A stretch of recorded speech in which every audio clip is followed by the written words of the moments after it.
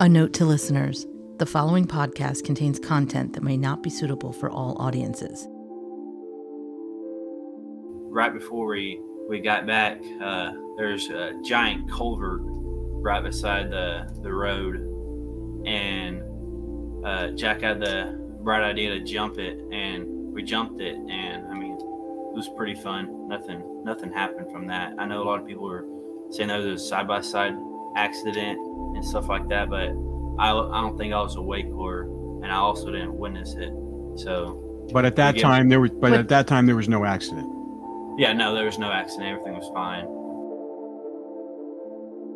So, whenever we arrived there, he had black shorts on and two mismatched pairs of Hey Dudes, and he was like laying on his side facing the ground.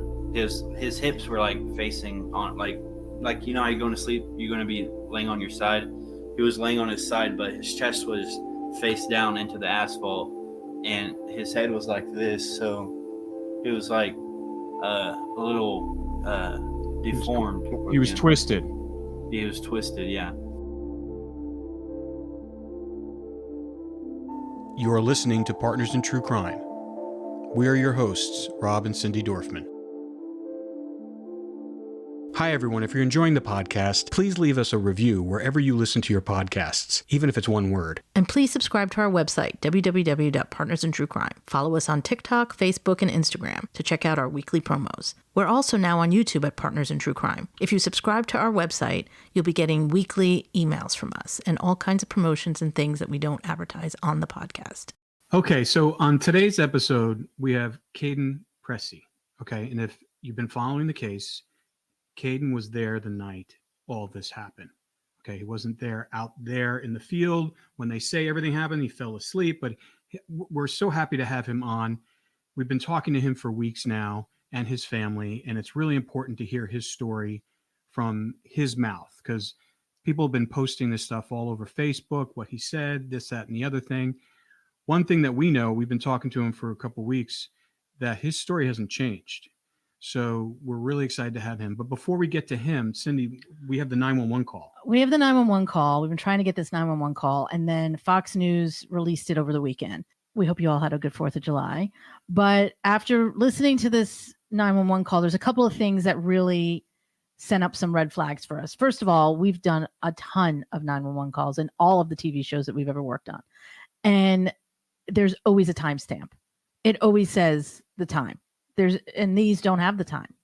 There's 2 calls here that were credited from Jefferson County. Now, we're not sure if Fox edited them out. We don't know. I don't know. Or if they weren't put in there, who knows that when they gave them to Fox. So we don't know. But Cindy's right. There's always a timestamp. So we don't know. The other thing that's a little weird, and we're going to play it in a second. The other thing that's a little weird is that they say that they've had 3 calls, but they've only released 2. So where's the third? I mean, It's public information, just so you know. 911 calls are public information, even in open investigations. They obviously gave it to Fox News. They can give it to other people as well. So there shouldn't be any reason to not have released all 3. We don't understand the rationale behind that. All right, so we're going to play it now. We're going to let you guys listen to it if you haven't heard it just yet, but tell us what you think, okay? And then we're going to dive right into the Kaden Pressy episode. And before, to tell you, though, it's a 2-part episode because we spent over 2 hours on the phone with him. So you're going to hear part 1 today and then part 2 next week. Okay, so here's the 911 call. 911, what is your emergency? Hey, on Highway 81, just north of Terral, in between Terral and Oklahoma, probably about 3 miles north of Terral. Jumped down the road, and I had a bunch of cars behind me, but it looked like somebody got hit, like somebody walking down the highway laying on the shoulder of the road. It looked like somebody's laying in the road? No, like on the shoulder, like maybe they were walking and somebody hit them, unless it was a deer. It looked like a body. Okay. You said so on Highway 81, between 9 and Terral, just north of Terral, it's probably about 3 miles. It's kind of a low spot. Okay. And is that gonna be? I'm trying to think which way that highway runs. Is it gonna be on your east, west, north, or south? I'm trying to think. I'm sorry. It goes north and south. It runs out of Duncan. Okay, so what side of the road is that on? It'd be on the west side of the road. Okay, let me see who I have on duty to go check that out. That's it. It looked awful odd. 911, what is your emergency? Yes, ma'am. I was driving to work. I'm south of Terral, or north of Terral, south of Ryan. Yeah. I'm pretty sure there's somebody laying dead along the road. They look naked. I'm staying back. Okay, I just had two calls on that, and I have a deputy headed that way. All right. Well, I'm sitting here blocking the road. Oh, are you there waiting? Okay. Because he's wet, right? The body's laying right on a white line. Oh, it is a boy. He's naked and he's laying on the white line. He's naked. I turned around because I just about hit it because there's a deer running across the road, and I'm like, first I thought it was a deer, and I was talking to a guy I work with. I'm like, I don't think that's a deer.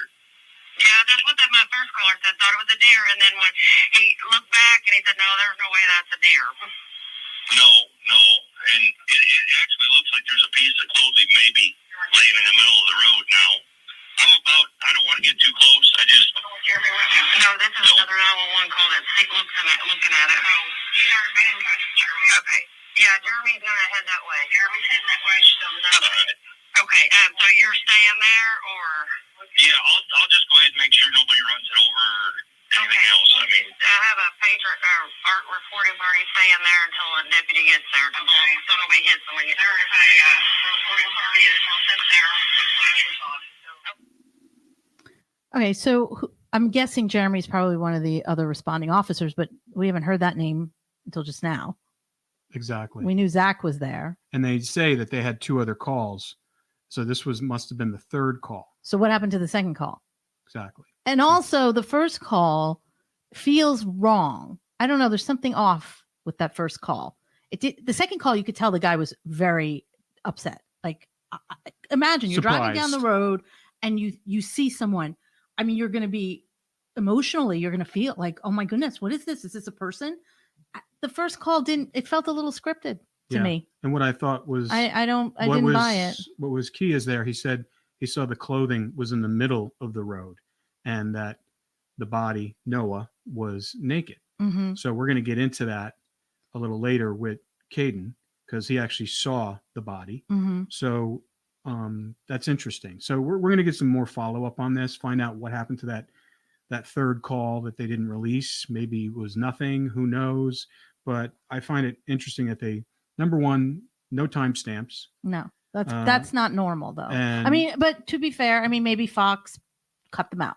Mm-hmm. We haven't heard the raw of it, exactly. So we don't know. And number 2, that he was naked, and that right. So let's just. I mean, you got to hear Caden's story from his own words. So all right, so we're going to go to Caden's story right now. So, but we are going to have a podcast. Rob and I are going to go over a lot of the facts that are flying around the internet and tell you what we know is true for fact and what is rumor or speculation or whatever. So we are going to be doing that in the next couple of weeks also. Yeah, because we're vetting this out. I mean, we have questions. We call law enforcement and they respond what they can tell us. Mm. And that's related to a lot of the misinformation that's flying around. So, all right. So right now, please watch Kaden Pressy. All right. So today we have a very special guest on the podcast. We have Kaden Pressy. Kaden, great to see your face. We've been hearing a lot about you. I mean, we've had some conversations on the phone last week, but we're really excited to have you on and hear what you have to say. For our listeners who are just popping in on this, Kaden was at the party. Kaden is friends with Noah. He's friends with Jack. He's friends with everybody that was at the party. He was there. And so it's nice to see you and hear from the horse's mouth finally. So, Kaden, let's start off. Let's hold on one second before we even start. But it is great to meet you, Kaden. I'm sorry that it's under such horrible circumstances. And we're very sorry about Noah and that you've lost your friend through all of this. And you've been so brave and so strong. And we just want to tell you how proud of you we are, because we think it's really hard what you're doing. And it's good that you're doing it. Noah's watching from above, and it's a good thing. Yeah, we've dealt with a lot of these cases before, and we understand the pressure under, but it looks like you're handling it just super well. So why don't you tell us a little bit about yourself, Kaden, and tell us how you knew Noah, how you knew all the people at the party, and we want to know a little bit about you. All right. Well, my name's Kaden Pressy, as y'all might know. But how I met everyone from the party and everything like that is we live in a small town in Duncan, so all the towns close to us will come to the Duncan parking lot, and we would all just hang out. That's where all the kids would meet every weekend, every Friday. Like there'd be a good 100 kids there, and just all hang out. Mainly those kids would drink, but not a very good idea to do in public. But You kids, we've all done it. yeah, how I've met Jack and Noah. I met Jack and Noah at the same time briefly. It was around, I'd say, freshman, sophomore year, right when I was getting my license. They were at the parking lot one night, and I remember something of the sorts. I was making off some jokes, and they thought it was funny, and ever since then we started hanging out. And I was better friends with Jack than I was Noah. Me and Noah never really did hang out one-on-one. So every time I was hanging out with Jack, 90% of the time Noah's there hanging out with us too. Okay. Well, what was Noah like from that? Even though you were closer to Jack, and also tell us what Jack's like as well. Well, we'll start with Noah first. Noah, he was a good kid. He was a really funny guy.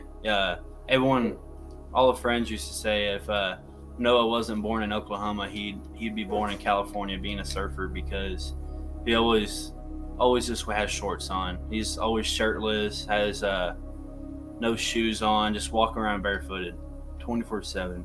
And I never really did ever see him like dressed like nicely unless we're going to eat or something. But even then, most of the time he would still just be in flip-flops and a little one of those shirts that come off like this, a tank top and some shorts, dressing like a surfer all the time.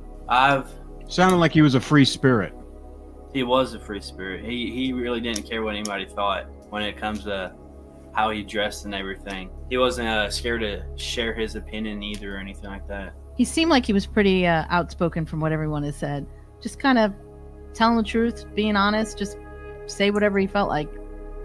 He was a good, funny kid. All right, so tell us about Jack. Jack, man, me and him had a lot of experiences, and not any of them were bad, to be honest.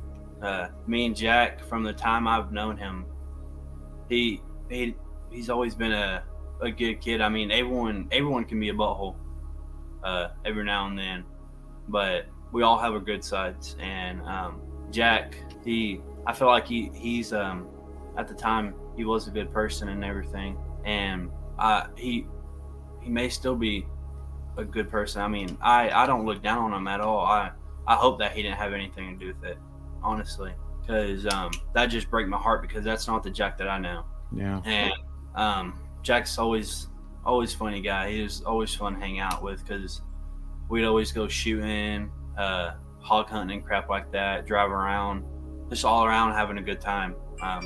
All right, well, let's kind of jump to that weekend and tell us what you experienced that weekend, as far as kind of take us through when you first arrived at the party. It was an all weekend party, started on Friday, Saturday, and then in Sunday, obviously. So if you can kind of take us through your experience about when you first arrived at the party. Was it Friday, Saturday, or Sunday? And kind of take us through what you experienced. If we could, I'd like to only talk about Saturday and Sunday. That's fine. That's fine. Mainly my posts I've made on Facebook and stuff like that. Sure, whatever you feel comfortable talking about. Well, shoot, I'll basically just recite the night of and the night before. The night before, all right. So yeah, it would be Saturday, and Saturday was pretty normal, to be honest. I mean, we woke up. I think we grabbed breakfast that morning. A lot of us did. Oh, never mind. That was Sunday. Saturday, we actually went to Well, no, they went to town, and All right, so let me set it up there. So, Kaden, why don't you take us through Saturday when you got there, and then take us through, and then kind of go from there to the end of the weekend where the horrible thing happened. well, alrighty. Well, I arrived there Saturday. It would have been Saturday night. I I called Jack, asking him what he was doing, and he said he was throwing a party, or they were having a party, and he invited me, and so I came out, and we all started drinking and everything. Saturday was normal. There was I'd say about 30, 40 people there. There was a bunch of people there that night, and everything goes normal. We all go to sleep. Uh, next morning next morning we wake up, and it's just us there. It was me, Noah, Jack, Logan, Avery, Carter, Brylan, and Isaac. We all went out and ate at the Waurika gas station. It's also like a trucker stop. They have food in there and everything, and we ate inside of there. And after that, we just went back home. And Jack left me at the house with the girls, and Jack and Noah and Brylan and Isaac all went back to town. I don't know what they did, but they were doing something with their dad or something. And well, Jack's dad, I'm pretty sure. And me and the girls were just watching TV, cleaning up from last night and stuff like that. And around, I'd say around 9 o'clock, the party starts up again, and people start showing up. A bunch of people get there. That night, well, before it got dark, they got back, and we had the idea to go drive around, and on the little Polaris Ranger, the side by side that everyone keeps on talking about, and we grabbed some guns and went and shot at some birds, shot up some animals like raccoons and possums we seen on the side of the road, and we came back right whenever it was starting to turn dark. And right before we got back, there's a giant culvert right beside the road, and Jack had the bright idea to jump it, and we jumped it, and I mean, it was pretty fun. Nothing happened from that. I know a lot of people were saying that was a side by side accident and stuff like that, but I don't think I was awake, and I also didn't witness it. So, But at that time there was no accident. Yeah, no, there was no accident. Everything was fine. And we go back to the house and start drinking again. I mean, there was a lot of people there that night too. There's 30, 40. And my cousin Georgia came around 10:30, and I had to stop drinking to keep an eye on her, because I know how boys are whenever they're drunk. They'll try to push yourself upon women, and I wasn't going to let that happen to my cousin. And so I stopped drinking and sobered up really quick and kept an eye on her for a while. And this is Saturday night, correct? We're still on Saturday night? Mm-hmm. No, this is Sunday. This is Sunday. Okay, just want to keep track there. My cousin shows up, and I stopped drinking. I took a picture of her on the porch, and a lot of people have seen. And I took a bunch of videos that you can see from the party. I took those, like me sitting in the corner with my pink knee brace on, videoing, and you can see Noah walk around in his black shorts and shirtless as usual. And if you can look at it, I was zooming on a girl. That's my cousin. I was showing my mom at the time that she was okay, because she was worrying about her, and Georgia's mom didn't know that she was there. So, and I fell asleep after that. About what time was it when you remember about falling asleep on that Sunday night? It was around 2, like close to 2. 2 in the morning. Yeah, 2 in the morning. And before you went to sleep, though, Noah was still awake, walking around? Oh, yeah. Noah was still awake walking around. And who else was there? Was Jack there too? Jack, I mean, it was mainly just the people that went to the breakfast the day before, plus Mikey. Mikey came there that day. But was Jack awake at 2? Yes, ma'am. Okay. And I woke up around 2:43, and my mom called me saying that she had picked up my cousin Georgia because they were worried about her, and they picked her up about a mile or so down the road because they noticed her location was moving, and told her to pull over. She was in the car with her friend, and they picked her up and called me, and I went right back to sleep after that.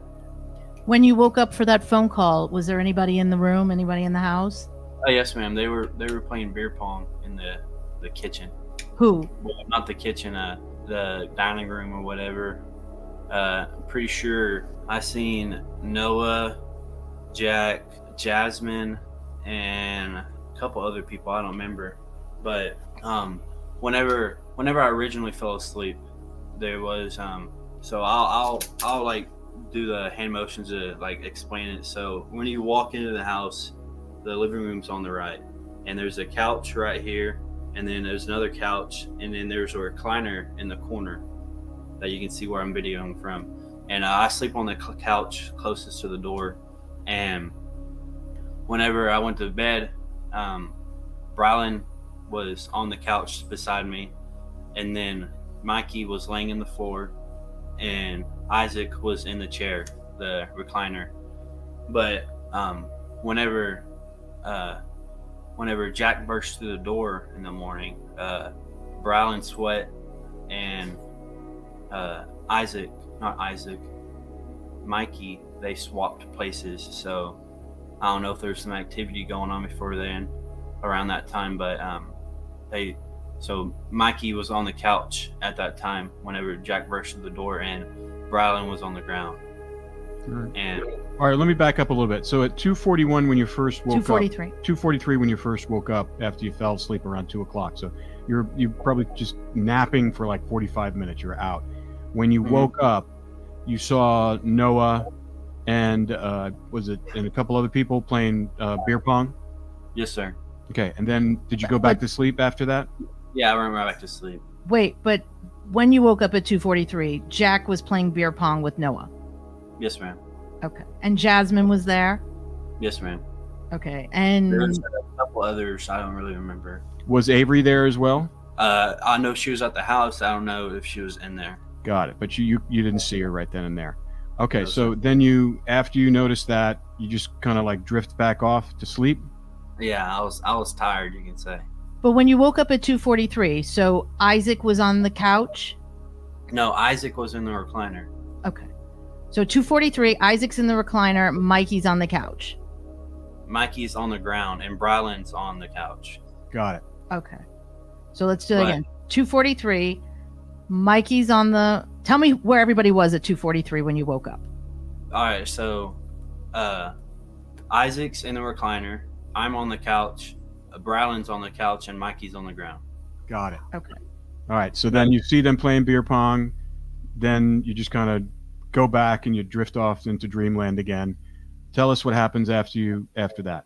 What happened at 2:43 was when you went back to sleep, who else was laying around you? So there was Isaac in the recliner in the corner, and there was another couch, and Brylan was on it, and there's two couches and there was a recliner. I was on one couch, Brylan was on the other couch, and Isaac was in the recliner, and Mikey was laying on the floor.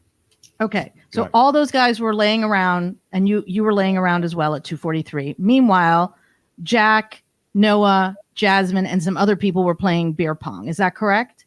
Yes, ma'am. Okay. So then after you went back to sleep, what was the next thing that happened?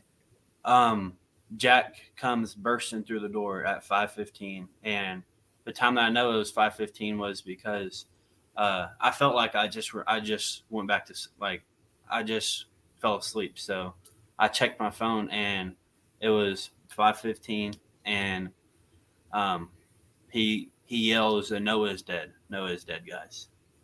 And I'm like, "What do you mean? What do you mean Noah's dead?" And he said he's dead, and then he just took off to his truck and left. And I start waking up all the guys and tell them that we got to go because Jack says Noah's dead. And we all wake up and get dressed. And as I'm trying to find my shoes, I noticed that one of my Hey Dudes were missing. And come to find out later, Noah had it on. Okay. So when Jack burst in the room, when Jack burst through the door at 5:15, where was everybody still sleeping in the same positions as when you went to sleep? No, ma'am. No, ma'am. Not at all. Brylan and Mikey had swapped. So Mikey was on the couch and Brylan was on the floor. So they swapped places in between the time that my mother called me and Jack burst into the door. Got it. So that was about a little over 2.5 hours. Yeah, where you fell back to sleep. And I'm sure it felt like you just blinked your eyes and you woke up, because that's usually how. So you probably didn't realize how long it'd been. What was your first reaction when Jack burst through the door? I mean, it had to have been pretty shocking. I mean, it woke you guys up. It woke me up instantly. Whenever he burst through the door, like it bounced off of the wall, so it made a loud sound, and that instantly woke me up before he even got to say a word. Did you even register what he was saying? I mean, I don't think I would have. If I had been partying all night and I was asleep, I would have been like, "What do you mean he's dead?" I was confused at the time because he kept on repeating it. I was like, "What?" And it finally clicked in my head that he's saying Noah's dead, and that's whenever I start waking up everyone, and he leaves again to go back to where Noah was. Okay. And then what happened? So we all get dressed and we go load up in my red Jeep and drive down the road, and we can see the semi truck and the service truck and Jack just pulling up as we're getting over the little railroad that they have right there, and before you get to the highway. And we go down there, and we got there around 5:20, 5:25. It wasn't much after I woke up. And so we pull up, and I'll kind of like explain it to you how the semi and everything, like the vehicles were placed and everything. So we pull up on I think it's the northbound lane, which is going towards Duncan. I'm not sure, but there's the service truck, and then there's Jack's truck, and then my truck. Jack's truck is like perfectly lined up with Noah's body, and then there's the semi truck behind Noah's body facing back towards the party house, and we're all facing back towards Duncan. And we get out of the vehicle and kind of just register that Noah's laying there motionless, and that, so we all get out of the vehicle, and Jack gets out of his vehicle right when we pull up, and the service truck driver comes and starts talking to him right beside his driver door. I don't really think about it at the time because I can see my friend dead on the side of the road, and Isaac starts crying pretty badly. I mean, it messed with him a lot, I could tell. And I give him a hug and tell him it's going to be okay. And I walk up towards Noah, probably got 10 feet away, and walk back to my vehicle and go to grab a shop towel that I had back there I was going to throw over him. And right when I got about halfway back to Noah, we got told to leave. Okay. When you saw Noah, what did he look like? Did he have clothes on? How was he facing down? Was he laying on his back? So whenever we arrived there, he had black shorts on and two mismatched pairs of Hey Dudes, and he was like laying on his side facing the ground. His hips were like facing on like you know how you're going to sleep, you're going to be laying on your side. He was laying on his side, but his chest was face down into the asphalt, and his head was like this, so it was like a little deformed. He was twisted. He was twisted, yeah. So- And his arms were sprawled out, and his legs were sprawled out. So he wasn't in the fetal position at that point. No, ma'am. Okay. All right. You said something earlier. His shorts were on him when you saw him? Yes, sir. Okay. And they were black shorts, correct? The same Yes, ones he was wearing before. Yes, sir. And- The same shorts you can see in the videos I've taken. And what time do you think that was about? Whenever we got to the scene, Yeah.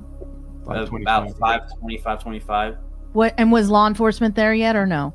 No, ma'am. It was just the service truck driver, the semi truck, and me, Jack, and Isaac, Mikey, and Brylan. And the drivers of the trucks, did you see them or talk to them? No, I didn't talk to them once, and I also didn't see the semi truck driver once. I didn't see him at all while I was down there. Okay. All right. So you went to go approach him. You wanted to kind of show him some respect by covering him up because you didn't want him to be there just laying, on the roadside. Mhm. Then someone who you can't remember, because I'm sure you're in shock at that point as well. All of you guys are. It's horrible. And then they told you to leave. And so take us from when you left. Who told you to leave? He doesn't know. Oh, you don't remember? That's what I'm saying. He doesn't remember. So, from the time that whenever I came home that day, I told my mother all of what happened and everything. I played it all through like I'm telling you now, and it's been so long. I've forgotten some details, and she has remembered them. And so the service truck driver told me to leave, and he was pretty pissed off. In his words, he said, "Y'all need to get the F out of here." And so therefore we do, because I was taught to respect my elders, aka older people than me, and stuff like that. So I respected his wishes, and we left. So And the service truck driver, was that Tyler Harding or someone else? no, ma'am. Tyler Hardy was driving a pickup truck with a flatbed. A service truck has the tall white boxes on it, and it has like the little jib crane on it.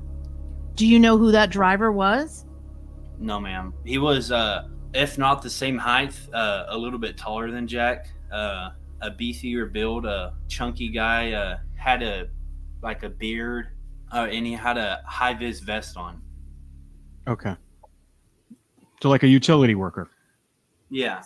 Okay, cool. So the semi truck. I know a lot of people are saying that there was a crude hauler on the scene whenever there was police there, but that's not the same semi that I've seen.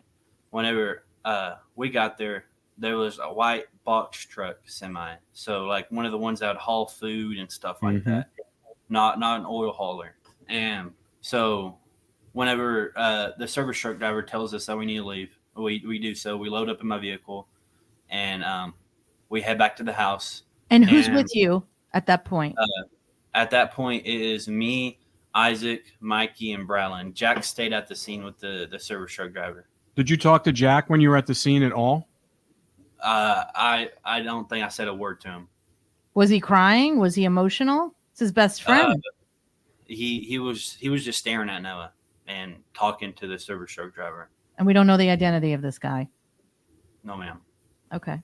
So you go back to the So- house. We go back to the house, and the girls are waiting in the living room, crying. And they ask, is Noah actually dead? And we confirm to them, yes, Noah is dead. And they all start bursting out crying and walking around like it was nothing good. And they all kind of like migrated to one specific room in the back of the house. And we all got back to where we were sleeping and sat there for a couple minutes thinking about it, and they just went back to bed. The boys did. Who did? Brylan, Isaac, and Mikey. They just went back to sleep after they just found out that their friend was dead? Yep. And I didn't know what to do at the time because I didn't want to text my mother and tell her that, hey, someone died at the party, because then she'd start freaking out and Sure. and everything. So I watched TV to get my mind off of it until I need to like talk to someone, like the police or whatever, until they show up and stuff like that. And I probably watched it for about 30 minutes, maybe close to an hour. And Logan, I'm pretty sure she came in the living room and sat down and talked to me about it, or some female did. And at that, around close to that time, Renee Millen shows up. And can we just say who Renee Millen is? Renee Millen is Jasmine Millen's mom. I'd say she got there around 6:30. And at that time, I have the idea, like, hey, guys, we need to clean up the beer cans.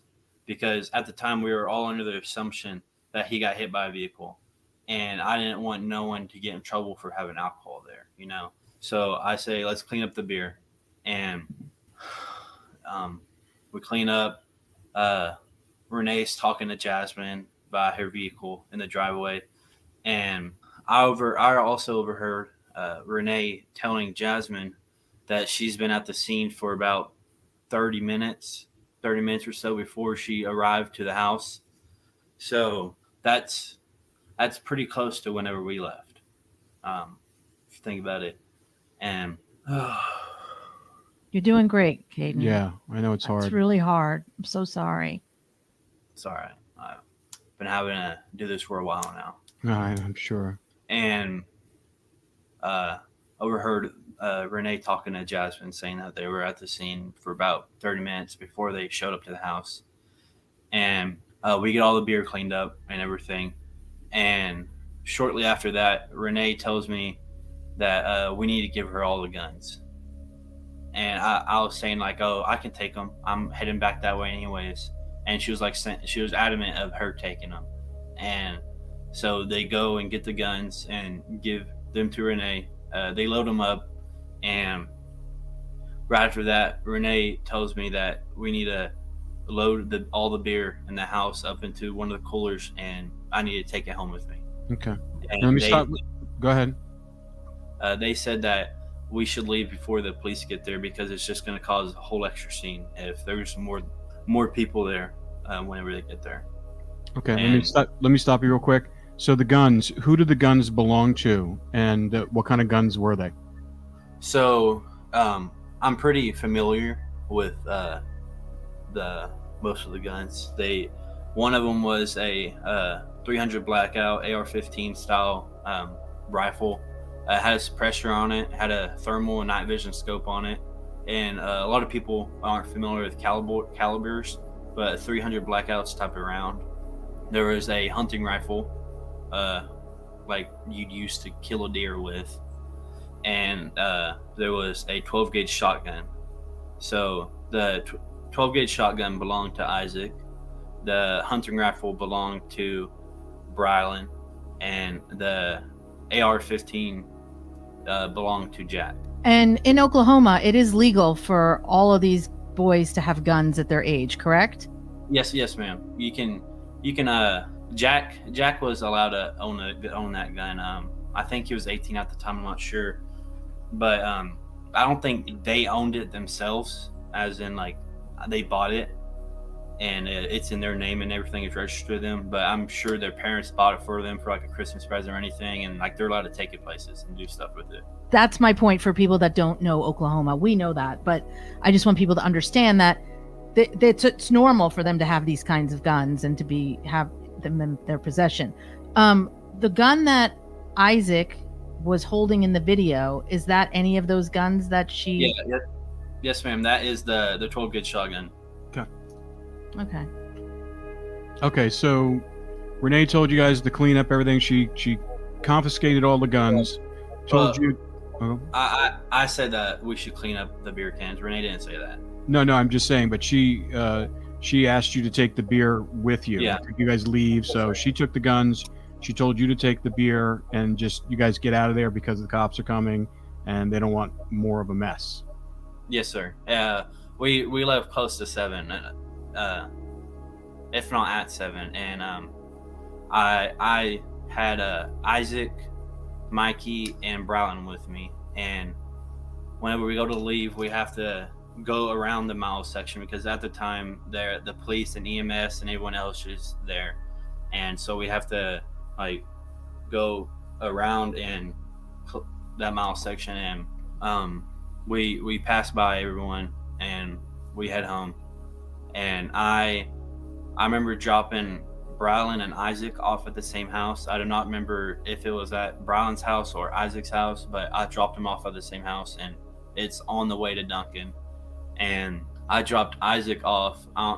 If people are familiar, Mikey off. If people are familiar with Duncan, they'll know what Cash and Dash is. I dropped them off at a house over there in ABC land, and I head home, which is really close, and I don't think I got home until like 8, a little bit maybe after like 8:10, somewhere around there, and because it was like a 45 minute drive home, and plus I had to drop those people off, and whenever I get home, I walk into the house holding my hey dude up in the air and explaining what happened to my mother and my dad because they're still in bed, and they're never usually in bed at that time. That's like sleeping in for them, waking up at 8. They were arguing about who was going to make breakfast, and And then you come in with this news. I can't even imagine. yeah. So I explained to them what happened and everything, and I'm like getting interrogated by my mom. She's asking me all these questions and everything, and I just explained to her from start to beginning, and she's remembered some of the factors that I can't because I've had to repeat this so many times, and Sure. and sometimes I may say one little thing in one video and I may not in a different, and it's hard to remember whenever it's been almost a year. Yeah, well, it seems pretty consistent from what we've heard. And then just one question, backing up a little bit, on the ride home when you were dropping off Isaac and the rest of the guys, did you guys talk about anything, or were you guys just kind of zombied in shock? Mainly zombie in shock. No one really wanted to talk about it, but Isaac was still tearing up about it, realizing that his best friend's dead.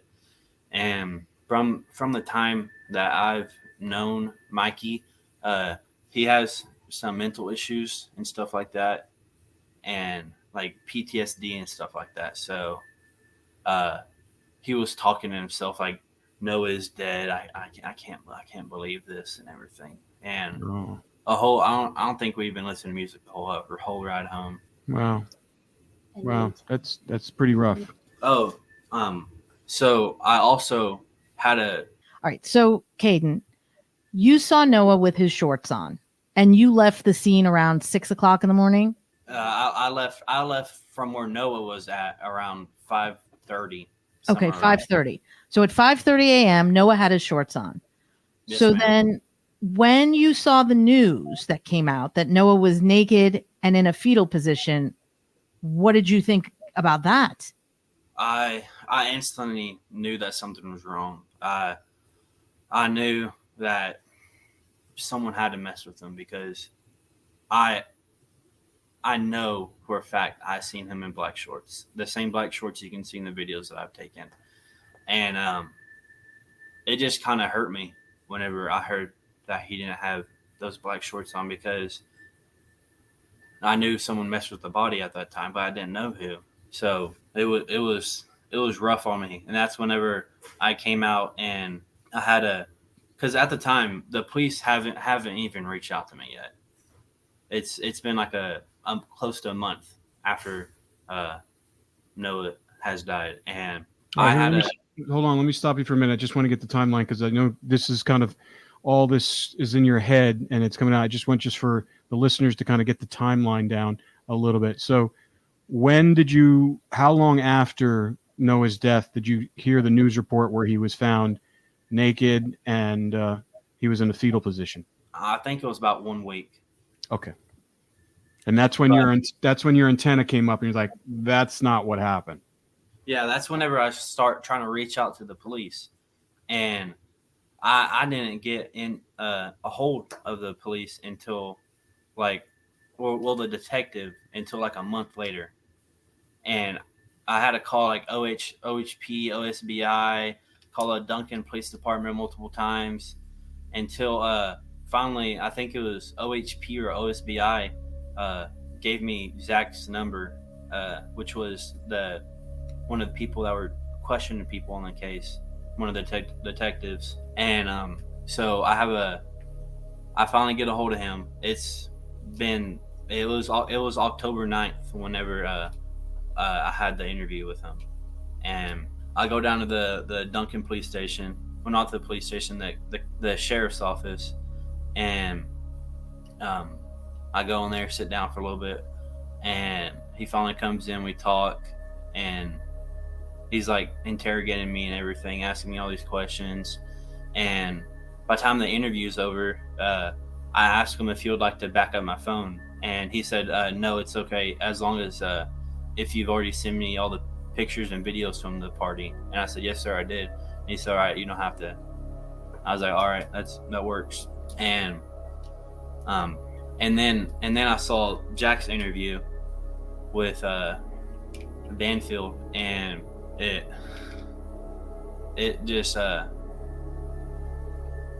hurt me a little bit because he instantly said that Noah was hit by a semi, or it like clipped the top of his head.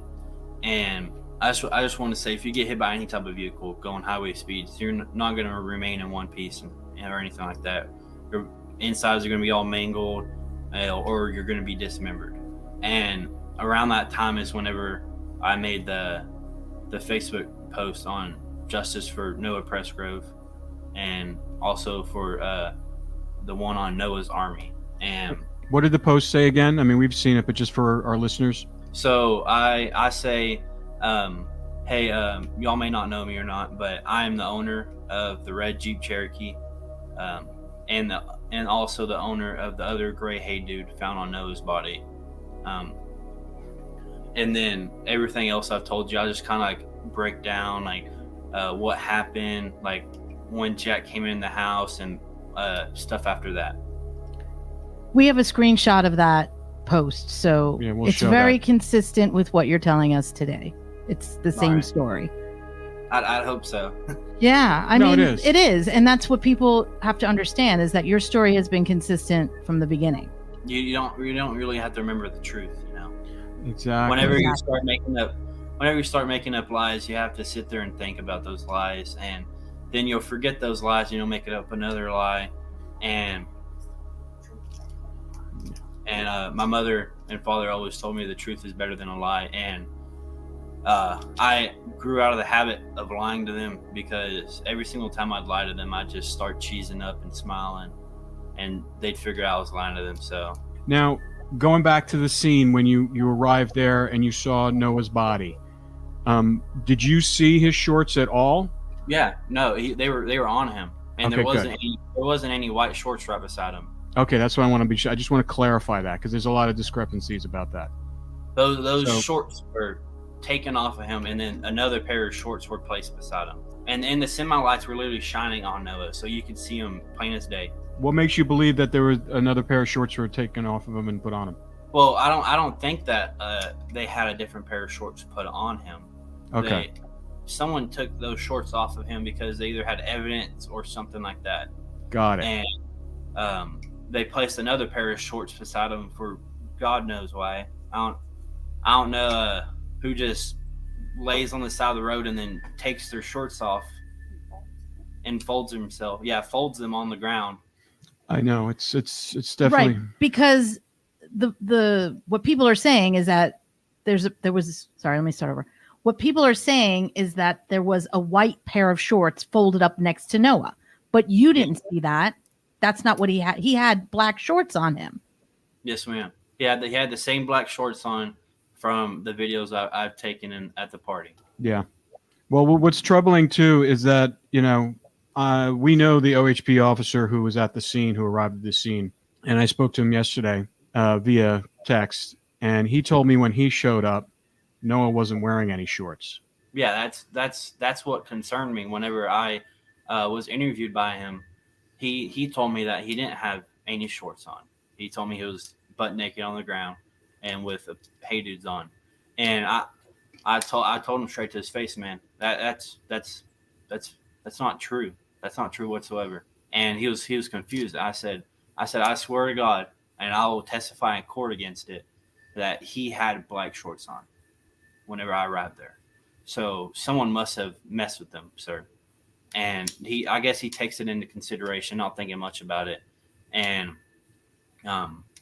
he says okay. And shortly after that, I left. Okay. That's suspicious. That's all suspicious. It's very suspicious. Did you see any golf clubs at the party? Yes, ma'am. Noah, I didn't find this out until recently, but Noah's brother, Dalen, just recently gave him those golf clubs a couple days prior before the party. They weren't nothing brand new, nothing nice, but they were just some mismatched set of golf clubs that Dalen gave him. And we were out there hitting rocks and random crap into the field and stuff. So other people were using the golf clubs over the course of the party? Yes, ma'am.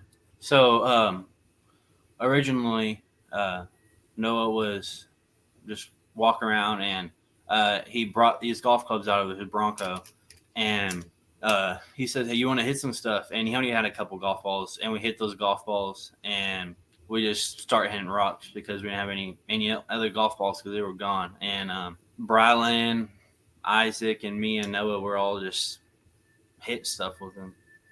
And I didn't find out until recently that those golf clubs went missing until Dalen's brother came over and he told me that the golf clubs haven't been seen since the party. And that brought up a little light bulb in my head.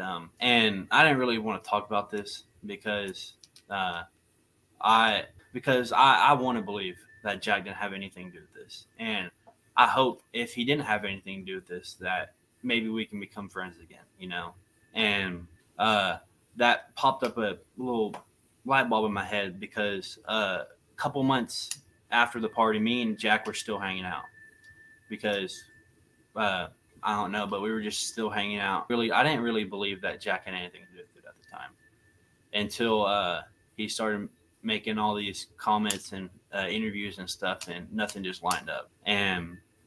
But back to what I was saying, me, him, and another buddy, he wasn't at the party, so I won't name him.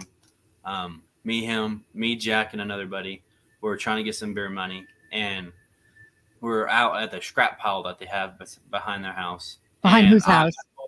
Yeah, at his house. And Jack's house. Yeah, Jack's house. And I only told this to him, and I guess Dalen told other people when it got out. So I mean, there isn't really any hiding it now. But there was a bunch of mismatched golf clubs in his scrap pile, and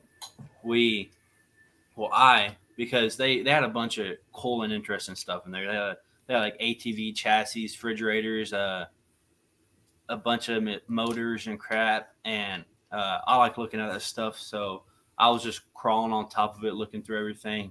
And I started finding these golf clubs, and I said, "Hey, Jack, look at these!" And just perfect golf club. Well, not perfect, but there was nothing wrong with it visibly. And he says, "Throw it back in there." And I was like, "All right, whatever." I threw it back in there. I probably seen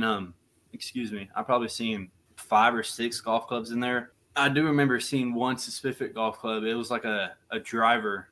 It was either a driver or an iron, which if people play golf, they'll know what I'm talking about. One of them was bent, like they like started making a curve right where the golf club head was, where you hit the golf ball, the pole started bending as if like it was getting hit by something like hard, and I was like, oh, there wasn't nothing like blood or anything on that I could tell. I mean, I didn't pick it up and look at it and inspect it or nothing like that. I just seen it, and that didn't really pop in my mind until Dalen told me that those golf clubs were missing, and I seen golf clubs at the Newton's plumbing scrap pile. Please visit our website where you can subscribe to the podcast, find show notes, and check out extra content from all of our podcasts. All rights reserved. This has been a production of 722 Media Content.